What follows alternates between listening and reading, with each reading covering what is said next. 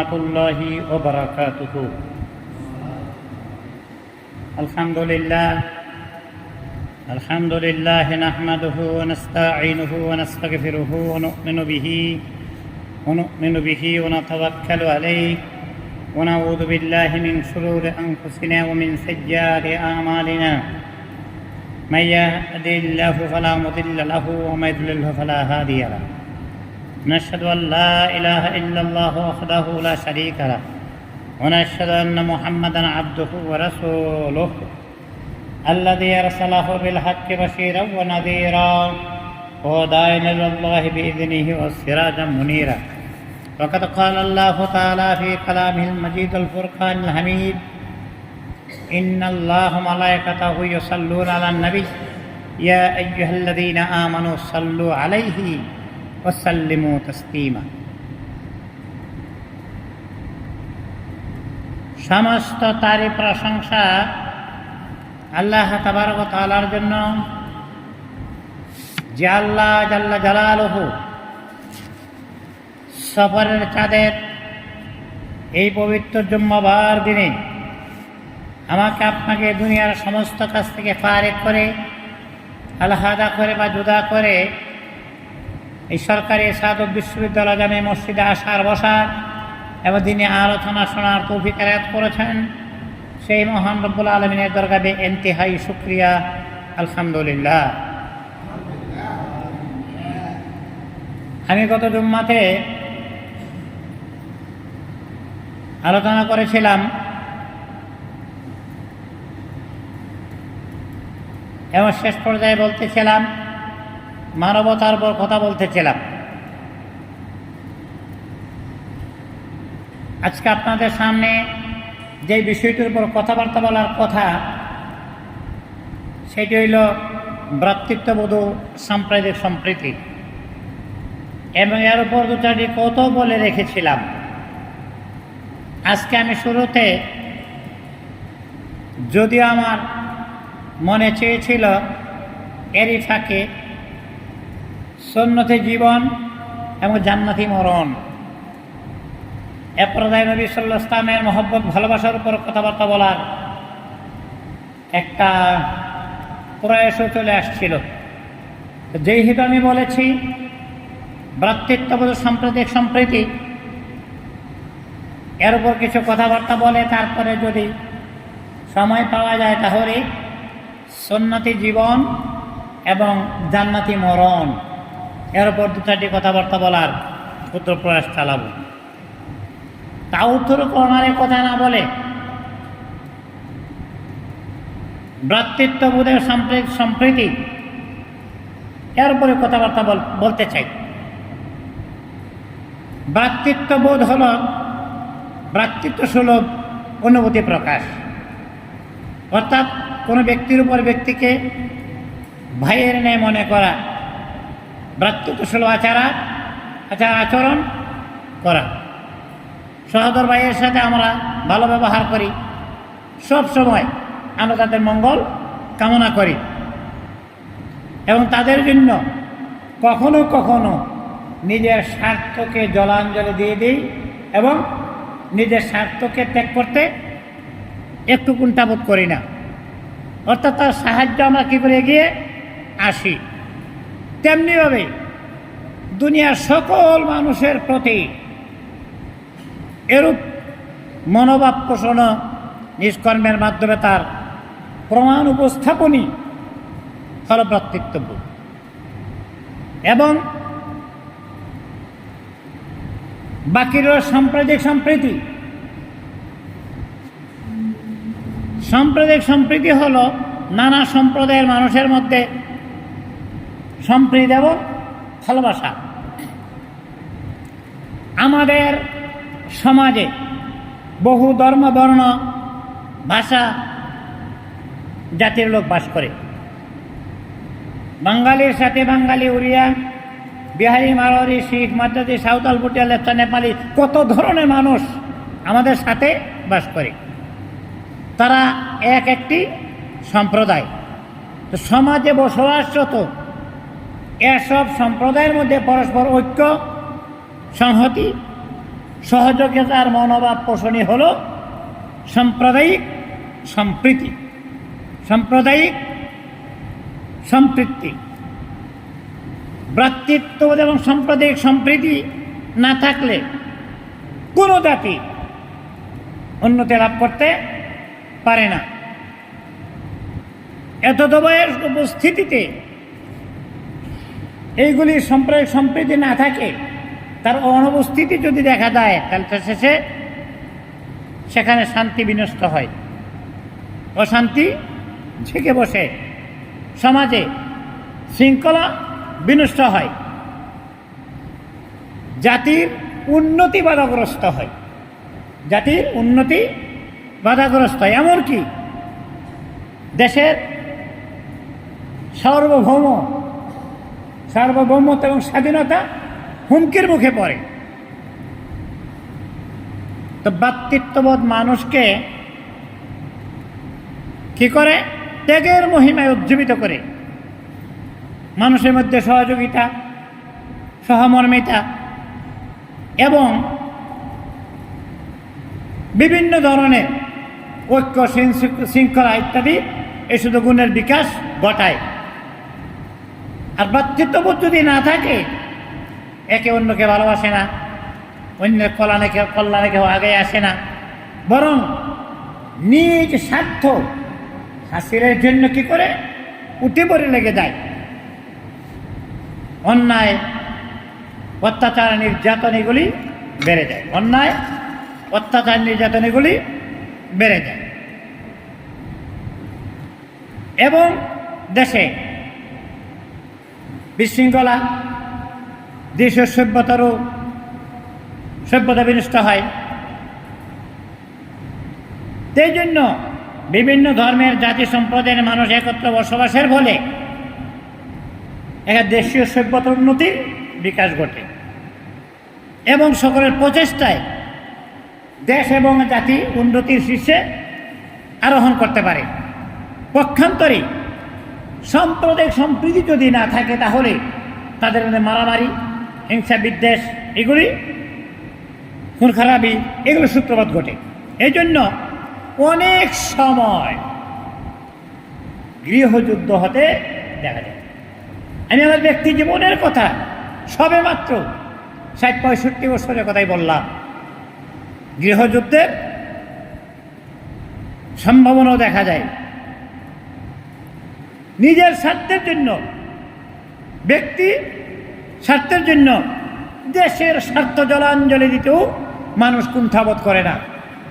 আজ ব্যক্তি স্বার্থের জন্য লক্ষ লক্ষ, হাজার হাজার কোটি টাকা, ব্যক্তি স্বার্থের জন্য হাজার হাজার কোটি টাকা নিজের পকেটস্থ। যেখানে থাকবো সেখানে মমতা নয়, মমতা অন্য দেশে। এই জন্য বলতে চাই, নিজ সম্প্রদায়ের স্বার্থের জন্য স্বার্থের জলাঞ্জলি দিতে মানুষ কুণ্ঠিত হয় না। বস্তুত দেশের শান্তি উন্নতির জন্য ভ্রাতৃত্ববোধ, সম্প্রীতি এটা অপরিহার্য উপাদান। তাহলে ইসলাম শান্তির ধর্ম, সহমর্মিতার ধর্ম। ইসলামে ভ্রাতৃত্ববোধ এবং সাম্প্রদায়িক সম্প্রীতি এ ব্যাপারে কি বলেছেন কোরআনে কারিম, ফুরকানে হামিদে এবং নূরে মুকাররম সরকারে দো আলম জনাবে মুহাম্মদ রাসূলুল্লাহ সাল্লাল্লাহু আলাইহি ওয়াসাল্লাম কি বলেছেন এ ব্যাপারে কিছুটা আমাদের জানা দরকার। তা আমরা জানি একমাত্র দিন ইসলাম, ইন্নাদ দীনা ইনদাল্লাহিল, আল্লাহ তাবারক ওয়া তাআলার কাছে মনোনীত ধর্ম একমাত্র ইসলাম। আর ইসলাম হইল কল্যাণের ধর্ম। এর সকল শিক্ষা এবং আদর্শ মানব জাতির জন্য চিরকল্যাণকর। ইসলামের শিক্ষা এবং ইসলামের আদর্শ কুল আলমের মানুষের জন্য চিরকল্যাণকর।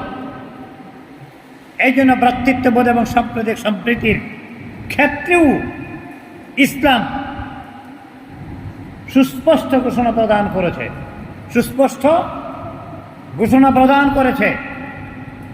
ইসলামে এত দবায় বৈশিষ্ট্য গুণ অনুশীলনের জন্য সোজা নির্দেশনা প্রদান করেছে। আল্লাহ রাব্বুল আলামিন সোজা নির্দেশ প্রদান করেছেন। ইসলামে সকল মুসলমান ভাই ভাই, মুসলমানদের বিশ্বের যে কোনো প্রান্তে থাকুক না কেন, কালো ধলো সেটা বুঝবে না, কালো আর ধলো সে বাহিরে কেবল, ভিতরে সবারই সমান রঙ। কালো আর ধলো সেটা বুঝবে না, সব এক ভাই।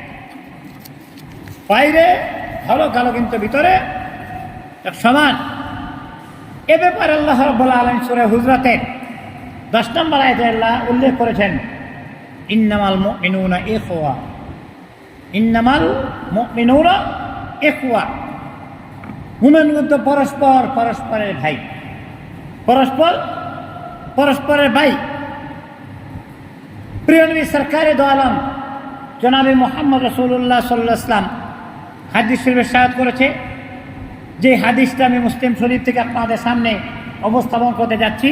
আল মুসলিম আখুল মুসলিম, এক মুসলমান অপর মুসলমানের ভাই, এক মুসলমান আর এক মুসলমানের ভাই।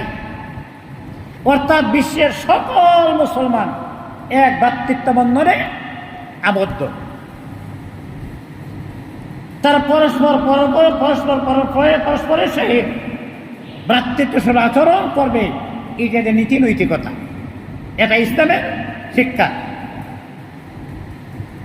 এ ব্যাপারে আমার প্রিয় নবী সরকারে দো আলম একটা দৃষ্টান্ত তুলে ধরেছেন। তিনি বলেন,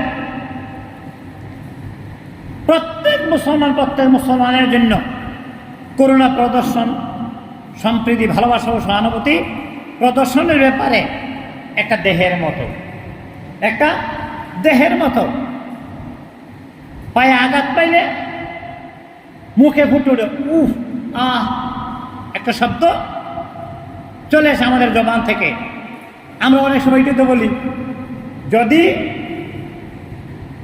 দেহের কত আঘাতপ্রাপ্ত আমরা হই, তাহলে জবান থেকে চলে আসে উহ আহ, এই শব্দটুকু চলে আসে। এই জন্য পরস্পরের প্রতি করুণা প্রদর্শন, সম্প্রীতি, ভালোবাসা, সহানুভূতির ব্যাপারে একটা দেহের মতো আল্লাহ রাসূল ঘোষণা করেছেন। এই যে আবার বলতে আল্লাহ রাসূলের ভাষায়, যে দেহের কোথাও কষ্ট পাইলে, জ্বর যখন আসে, সমস্ত শরীরে খবর হয়ে যায়। এই জন্য নিদ্রাহীনতার মাধ্যমে তারা এর প্রতি সাড়া দেয়। বুখারী মুসলিম শরীফে এমনটি বলা হয়েছে। মুসলমানদের মধ্যে এই যে ভ্রাতৃত্বসুলভ আচরণ, এটা হলো ইসলামী ভ্রাতৃত্ব, এটা হলো ইসলামের ভ্রাতৃত্ব। এরপরে দুনিয়া দূর থেকে দূরতম প্রান্তেও যদি কোনো মুসলমান ব্যতীত হয়, সমবেদনা প্রকাশ করা মুসলমানের জন্য একান্ত কর্তব্য। তার সাহায্যে এগিয়ে আসা একান্ত কর্তব্য।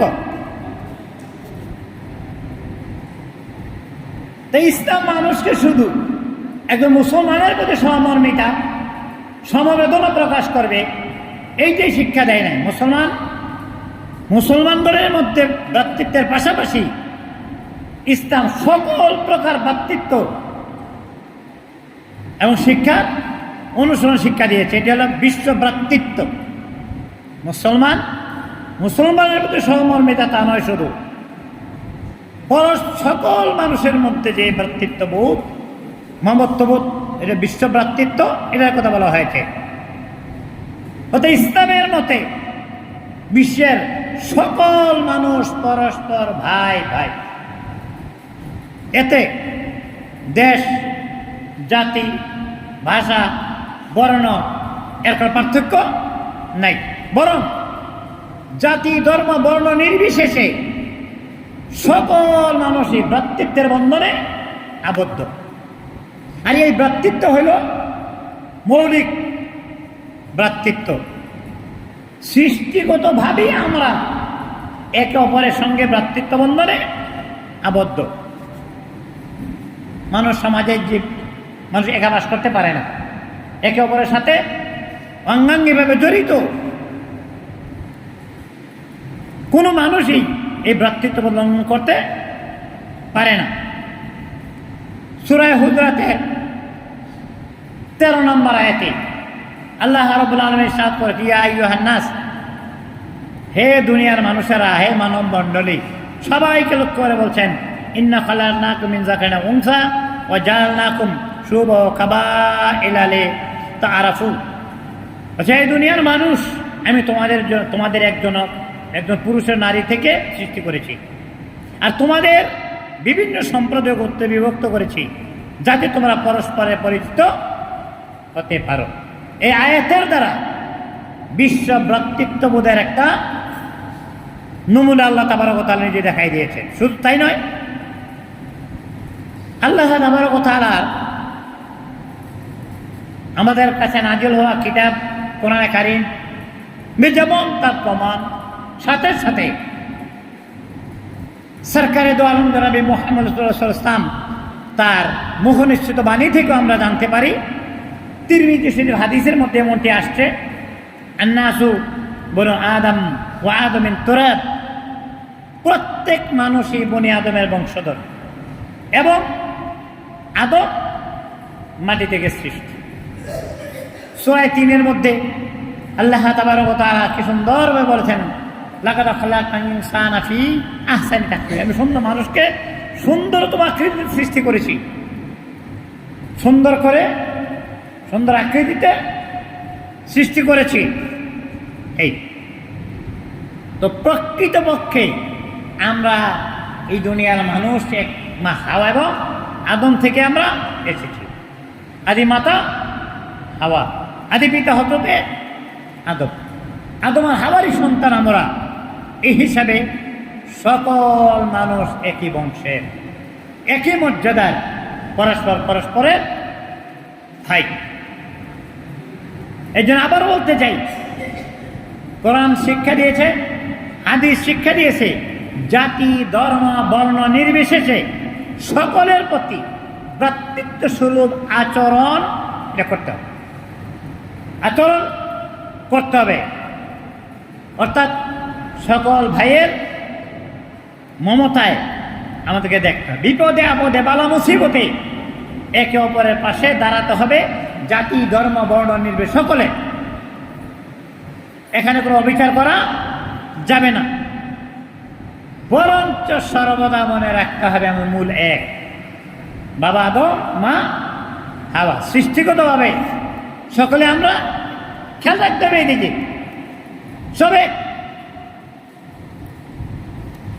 ইসলামের যে ভ্রাতৃত্ববোধ শিক্ষা দেয়, আমার মনে হয় না দুনিয়ার কোন আদর্শের মধ্যে এটি খুঁজে পাওয়া যায়। যেহেতু কিয়ামত পর্যন্ত আনেওয়ালা মানুষের জন্য সরকারে দো আলম জনাবে মুহাম্মদ সাল্লাল্লাহু আলাইহি ওয়াসাল্লাম আদর্শ, যা আল্লাহ রাসূল নিজেই বলেছেন, লাকাদ কানা লাকুম ফি রাসূলিল্লাহি উসওয়াতুন হাসানা। রাসূল আমাদের আদর্শ। এই জন্য আমরা বিশ্বাস করি আমাদের জিন্দেগিটা দুইটা ভাগে বিভক্ত, একটা ইহকাল আর একটা হলো পরকাল। ইহকাল ওই কালের নাম যেই কালে শুরু আছে এবং শেষ আছে, পরকাল ওই কালের নাম যেই কালের শুরু আছে কিন্তু শেষ নাই। তো ইহকালীন শান্তির জন্য ভ্রাতৃত্ববোধের পাশাপাশি সাম্প্রদায়িক সম্প্রীতি বজায় রাখা আমাদের জন্য, প্রত্যেক মুসলমানের জন্য একান্ত কর্তব্য বা ফরজ। অর্থাৎ আমাদের সমাজে বসবাসকারী সকল সম্প্রদায়ের সাথে আমাদের সদ্ভাব রাখতে হবে। ইসলাম এটা আমাদের কি করছে? শিক্ষা দিয়েছে। তাদের সাহায্য সহযোগিতার জন্য আমাদের এগিয়ে আসতে হবে, ইসলাম শিক্ষা দিয়েছে। তাদের বিপদে আপদে বালা মুসিবতে এগিয়ে আসতে হবে, ইসলাম এটা শিক্ষা দিয়েছে। শুধু তাই নয়, পারস্পরিক মারামারি হিংসা বিদ্বেষ এর পরিবর্তে শান্তি স্থাপনে প্রত্যেক মুসলমানকে এগিয়ে আসতে হবে। আল্লাহ তাবারক ওয়া তাআলা বলেন, তাদের অধিকাংশ গোপন পরামর্শে কোনো কল্যাণ নেই, বরং কল্যাণ আছে দান, খয়রাত, সৎ কাজ, মানুষের মধ্যে শান্তি স্থাপনের মধ্যে। আল্লাহ তাবারক ওয়া তাআলার সন্তুষ্টি লাভের আশায় যেই রূপ করবে, আমি অবশ্যই তাকে মহা পুরস্কারে পুরস্কৃত করব। সূরা নিসা আয়াত নম্বর 114। আল্লাহ তাবারক ওয়া তাআলা কি সুন্দরভাবে বলেছেন যে আল্লাহর সন্তুষ্টি লাভের আশায় যে রূপ করবে, অবশ্যই আল্লাহ তাবারক ওয়া তাআলা তাকে মহা পুরস্কার পুরস্কৃত করবেন। তাহলে বোঝা গেল মানুষের মধ্যে শান্তি স্থাপন করা অত্যন্ত পুণ্যের কাজ। এটা আল্লাহ খুশি, এটা আল্লাহ খুশি। এইটাও ইবাদত, এইটাও ইবাদত। আমি আপনাদের সামনে ছোট্ট কথা একটা সংজ্ঞা বলেছিলাম। ইবাদত হইল তাহা যার মধ্যে আল্লাহর হুকুম আছে, রাসূলের তরিকা আছে। আল্লাহর হুকুম এবং রাসূলের তরিকা যেই কাজের মধ্যে আছে সেইটাই ইবাদত। যেই কাজের মধ্যে আল্লাহর হুকুম আছে, রাসূলের তরিকা আছে, সেটাই ইবাদত। আর এই ইবাদতের জন্য আল্লাহ তাবারক ওয়া তাআলা আমাকে আপনাকে দুনিয়ার জন্য প্রেরণ করেছেন। আল্লাহ নিজেই বলছেন যে তোমাদেরকে দুনিয়ায় প্রেরণের উদ্দেশ্য হইল ইবাদত। মা খালাকুল জিন্না ওয়াল ইনসা, মা খালাকুল জিন্না ওয়াল ইনসা ইল্লা লিয়াবুদুন। মা খালাকুল জিন্না ওয়াল ইনসা বাকা, মা খালাকুল জিন্না ওয়াল ইনসা বাকা। আদুল ইবাদাতুন নিস্তে মাকসুদ আয-যাহা, যুজ ইবাদাতুন নিস্তে মাকসুদ আয-যাহা। আমরা যা করব এই কাজের মধ্যে যে আল্লাহর হুকুম থাকে, রাসূলের তরিকা থাকে, তাহলে সেটা ইবাদতের মধ্যে পরিগণিত হবে, গণ্য হয়ে যাবে। এই জন্য আল্লাহ যেখানে খুশি, তাহলে আমাদের তো আল্লাহর খুশি চাই, আল্লাহর হাবিবের সন্তুষ্টি চাই। আমরা মুসলমান, আমাদের সমাজে বহু ভাষাভাষী, বহু গোত্রের মানুষ বাস করে। আমি আমার আলোচনা শুরুতে বলেছিলাম, শুধু বাঙালি নয়, বিভিন্ন ভাষাভাষী, বাঙালি, ওড়িয়া, বিহারি, মারোয়ারি, শিখ, মাদ্রাজি, সাঁওতাল, ভুটিয়া, লেফটানের বহু জাতি আমাদের সাথে আছে। বিশেষ করে আমাদের এই বাংলাদেশে হিন্দু, বৌদ্ধ, খ্রিস্টান, বিভিন্ন ধর্মাবলম্বী লোক আমাদের দেশে, আমাদের সমাজে বাস করে। এদের কেউ আমাদের সহপাঠী, কেউ আমাদের সহকর্মী। আমার অন্তর থেকে গুরুত্বের সহিত কথা বলি, শুনি যেন। কেউ আমাদের সহপাঠী, কেউ আমাদের সহকর্মী, কেউ আমাদের খেলার সাথী, কেউ প্রতিবেশী, আবার কেউ শিক্ষক। আমি যেহেতু কথা মনে বসে না বলে পারছি না, আমার অত্যন্ত শ্রদ্ধেয় স্যার ছিলেন। আমি যখন হাক্কান্দা ফ্রি প্রাইমারি স্কুলে পড়ি, ওনার নামটা জানি না, তবে বংশে কামার ছিল, ওনাকে কামাইরা মাস্টার কইত। কি পিটার পিটাইছে, পিটানি, পিটার চোটে ছাত্রা বেড়া ভেঙে বেরিয়ে গেছে। এখন হইলে ওই শিক্ষকের দল লইলে মা বাপ, এটা আমার চোখের সামনে দেখেছি। শিক্ষক ছাত্রের পর শাসন চালিয়েছে, মা শিক্ষকের কলারে দইরা নিজে শাসন করতে চাইছে, চোখের সামনে দেখা। তবে যারা এরকমটি করে তাদের ছেলে মানুষ হইতে পারে না। যাদের কাজটা আমি চোখের সামনে দেখেছি, মানুষ হইতে পারে নাই। শুরুতে মানুষ সিরাতান, শুরুতের মানুষের দাম নাই, সিরতের মানুষের দাম। চক্ষু, কর্ণ, নাসিকা, জিহ্বা থাকলে মানুষের দরতেলে মানুষ হয়, সে অমাংস হইতে পারে। আমার কথা না, কথাটা কোরআনের। কোনো কথাই আমি হাদিস কোরআন ছাড়া বলবো না। আল্লাহ তাবারক ওয়া তাআলা নিজেই বলেছেন, যার কান আছে শোনে না, চোখ আছে দেখে না, উলাইকা কাল আনআম, এই লোকগুলি চতুষ্পদ বালহুম আদাল, এর চেয়ে খারাপ। উলাইকা হুমুল গাফিলুন।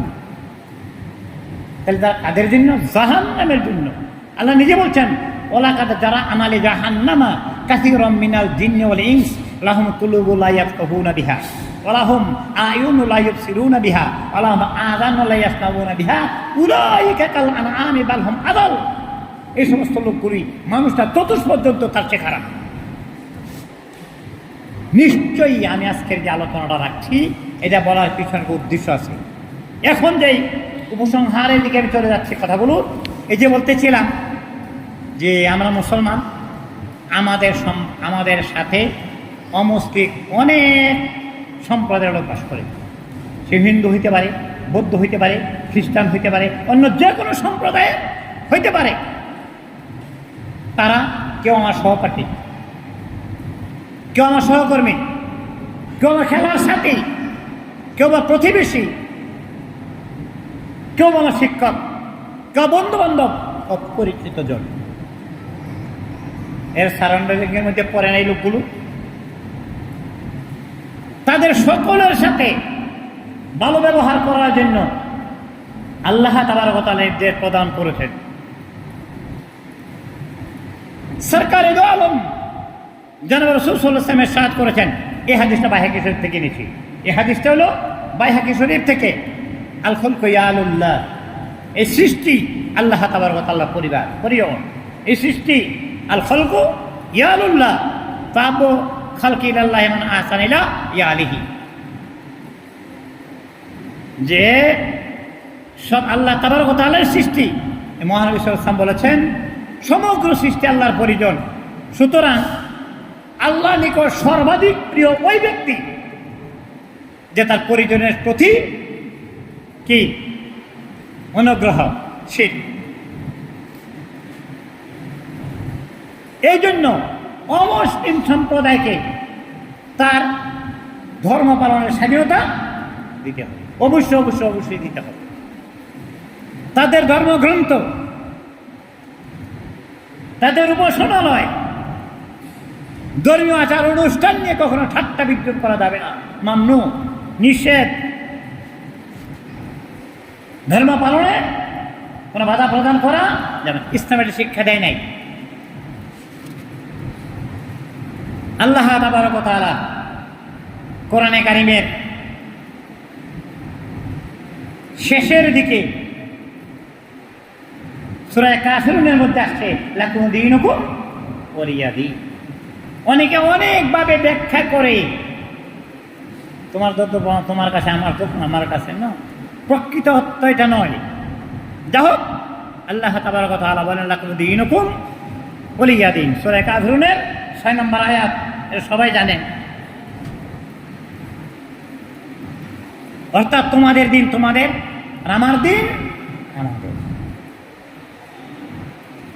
সূরা বাকারা 256 নম্বর আয়াতে, সূরা বাকারা 256 নম্বর আয়াতে আল্লাহ রাব্বুল আলামিন ইরশাদ করেছেন লা ইকরাহা ফিদ্দীন, ধর্মে বল প্রয়োগ নেই, ধর্মে বল প্রয়োগ নাই,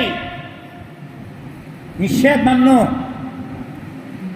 লা ইকরাহা ফিদ্দীন, ধর্মে বল প্রয়োগ নাই। কাজে ধর্মীয় স্বাধীনতার পাশাপাশি অন্যান্য ক্ষেত্র সম্প্রীতি বজায় রাখতে আল্লাহর হাবিব নির্দেশ করেছেন। সেই হাদিসে দেখেছি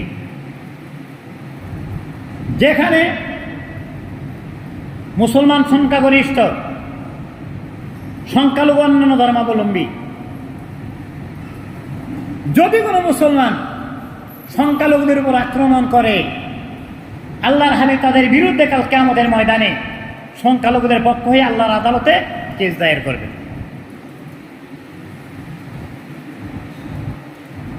এই জন্য আমাদের পাশাপাশি যারা আছে, হিন্দু হোক, বৌদ্ধ হোক, খ্রিস্টানই হোক, তাদের প্রতি অত্যাচার, নির্যাতন এগুলি করা বিল ইত্তেফাক হারাম। কোন প্রকার অত্যাচার করা যাবে না। এবং তাদের সম্পদ দখল করার জন্য পায়চারি করা যাবে না, দখল করা যাবে না। বরঞ্চ প্রত্যেক মুসলমানের সাথে মাল, জান, মাল, ইজ্জত, আবরু আমানত স্বরূপ, আমানত স্বরূপ আল্লাহ রাসূল কঠোরভাবে সতর্ক করে দিয়েছেন। উম্মতে মুহাম্মদীকে কঠোরভাবে সতর্ক করে দিয়েছেন,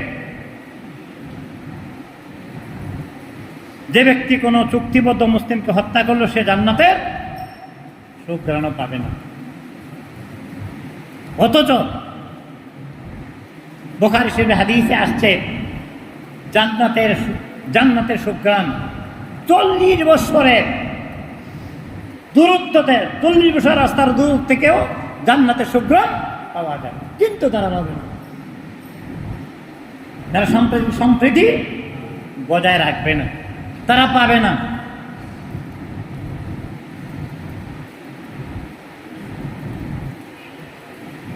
আমি যত চেষ্টা করেছি প্রত্যেকটি কথা কোরআন এবং সুন্নাহ মোতাবেক আপনাদের সামনে তুলে ধরছি। আমরা যদি আল্লাহকে ভালোবাসতে চাই, আল্লাহর হাবিবকে ভালোবাসতে চাই, তাহলে আমাদের উচিত আল্লাহ হাবিবের ভালোবাসার সাথে কি করা, সে কথাগুলি মেনে চলা। আল্লাহর হাবিব সতর্ক দিয়ে বলেছেন, সাবধান সাবধান। আমরা যদি শুনি কোনো কথার আগে be careful for the future, তাহলে সতর্ক হয়ে যায়। আল্লাহর হাবিব বলেন, সাবধান, যে ব্যক্তি কোনো চুক্তিবদ্ধ মুসলমান অমুসলিম নাগরিকের উপর অত্যাচার করে অথবা অধিকার থেকে কম দেয়। সময় হয়েছে তার অধিকার ছিনিয়ে নেওয়ার, দেখি কে কারে কি করে না, আল্লাহ তাবারক ওয়া তাআলার কাছে হাজির হতে হবে এবং জবাবদিহিতার সম্মুখীন হতে হবে। এই ভয় মুসলমানকে রাখতে হবে। এই জন্য রাসূল বলেন যে তার অধিকার থেকে তাকে সুযোগ সম্মানী হিসাবে বঞ্চিত করা যাবে না, বা ক্ষমতা বহির্ভূতভাবে কোনো কাজ চাপিয়ে দেওয়া বা জোরপূর্বক কোন সম্পদ ছিনিয়ে নেওয়া কাল কিয়ামতের ময়দানে আল্লাহর হাবিব নিজে প্রতিবাদকারী হবে, অর্থাৎ অমুসলিমের পক্ষ অবলম্বন করবে। সে হাদিস তার অন্তর্ভুক্ত। আবু দাউদ শরীফের মধ্যে হাদিসটি আসছে। আমি অনেকবার বলছি, ইবনে মাজাহ, আবু দাউদ, নাসাঈ, সহিহ মুসলিম, তিরমিজি ও বুখারী। তাহলে সিয়াসত তার অন্তর্ভুক্ত আবু দাউদ শরীফের মধ্যে এই হাদিসটি এরকম ভাবেই আসছে। তো ইসলাম সাম্প্রতিক সম্পত্তি রক্ষার জন্য বিভিন্ন নির্দেশ প্রদান করেছেন। আমাদের উচিত জীবনের সকল অবস্থায় এসব নির্দেশ এর অনুশীলন, এই কথাগুলো মানার জন্য চেষ্টা করা। ভ্রাতৃত্ব এবং সামাজিক সম্প্রীতির আদর্শে সকলে আমরা পরিচালিত হয়ে যাই, তাহলে আমার বিশ্বাস গোটা দুনিয়ায় শান্তির সুবাতাস বয়ে যাবে। এক নায়কতন্ত্র জায়েজ নয়। জর্জ বার্নার্ড শোয়ের মধ্যে একটা লোক বলছে, যাকে আমরা মনীষী হিসাবে মনে করি, তার অনেকগুলি কথা আমার কাছে ভালো লাগে। জর্জ বার্নার্ড শো বলছে, matrimony requires consideration judgement but not emotion. Emotionally কিছু করো না। তিনি রাসূল সাল্লাল্লাহু আলাইহি ওয়াসাল্লামের আদর্শ অনেক গুণকীর্তন করেছেন এবং তিনি বলছেন, এক নায়কতন্ত্র নিয়ে যদি মুহাম্মদ রাসূলুল্লাহ সাল্লাল্লাহু আলাইহি ওয়াসাল্লামের আদর্শ নিয়ে যদি কেউ সামনে আগায়, তার নেতৃত্বে যদি জড়ো হতে থাকে, সারা দুনিয়ার মানুষ শান্তির সুবাতাসে